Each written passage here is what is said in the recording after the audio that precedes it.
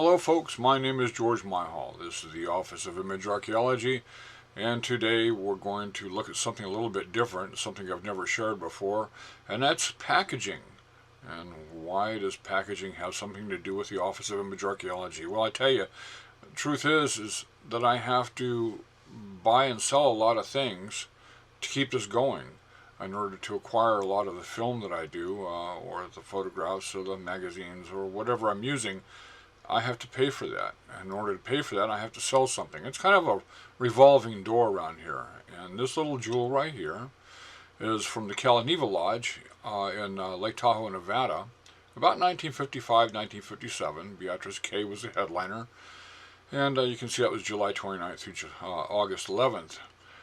A lot of people don't realize that they know that Frank Sinatra owned the Collectables Lodge in the 60s, but they don't realize that he spent a lot of time there in the 50s, starting about 51, I believe. So this little jewel is signed by both Beatrice K and Frank Sinatra as well. And you can see there, you can see the Beatrice K signature, and then right there above it is Frank Sinatra. So it's a fairly valuable little item. But as I said, I have to buy and sell a lot of different things, and these are some of the things that just very few of the things I've bought and sold over the years. But it's the kind of thing that I do, and I have to package all of that up, and it has to be sent off to somebody, someplace. And I've had one disaster in all the time I've been doing this, about 20 years, and it was a map. This particular map was done in, let me see here, I'm going to read from it. It's a survey map created by Charles Clinton. This is from my notes. In November 1800. It was a New Windsor, New York map owned by, it's a plot map, land owned by John Ellison, James Moore, and Jonas Williams. This particular little area of land was also used by Washington for a cantonment area in the Revolutionary War. On the back of it, it's got some cotton newspaper. A newspaper was made of cotton back then. That's about 1813, it says. Some really interesting articles about the things going on during that particular time. You can see the map has some issues. Well, the real issue was that I rolled over it with my chair by accident, and I wound up sending that off to the guy that I was negotiating to sell it to, telling him I don't really deserve to own that. So that was my only disaster I've ever really had. So I package stuff very, very carefully. I care a lot about it. I don't want anything happening to it. It survived many years before me. I want it to survive me as well. So I'm going to package the item into a Ziploc bag. I found that those are really handy. They're not absolute waterproof, but they're about as good as you're going to get with something like this, unless I use a seal meal, and then I worry about heat and this sort of thing, or people trying to open them up and damaging if it's a paper type thing inside. I use everything that I can. I recycle everything I can, and here I've used 4 thick pieces of cardboard from a juice.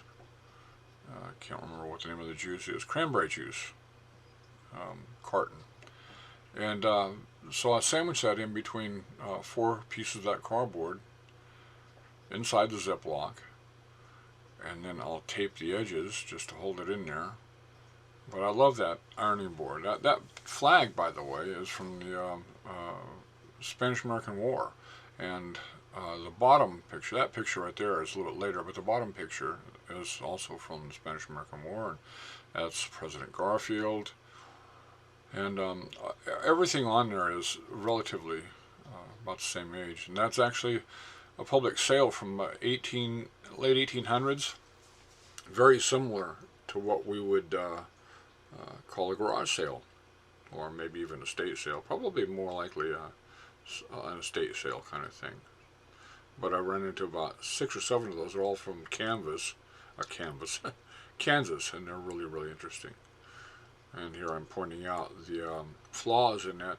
That flag is so old and made of silk that it was actually falling apart. That was the only way to save it, to preserve it, was to do what I did there.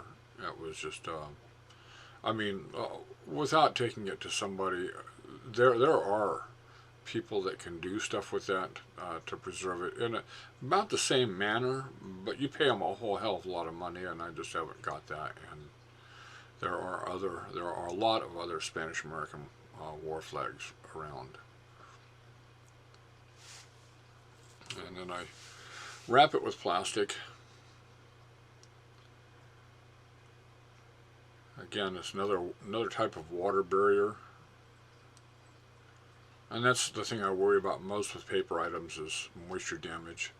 You're not going to do anything about fire. If something catches fire, if the truck crashes and catches fire, I can't do a thing about it. If the truck crashes and the contents spill out all over the road when it's raining, this will pretty much protect it. But that's how I package things that that I really do want to preserve and save. Then I put one of these in there, and so kind of a thank you and explaining who I am and what I do. And then I use a fiber tape, and I use that because I've never had anything come open with using fiber tape. Using the other stuff, yes, absolutely. But fiber tape, man, there's no way you're gonna break that tape. And if you're wondering what my table is, that's actually ironing board from about 1910, somewhere in there, and I've lacquered a whole bunch of pertinent things that come from that period to the ironing board. I run into a lot of this stuff. So anyway, here's the deal. You know, if you're going to package something up, package it up just to send it and make sure that it absolutely makes it, you know, to its destination. Meanwhile, if you enjoyed this channel, please subscribe and like. And if you got a little bit of spare change, I could use a cup of coffee. God bless and have a really great day.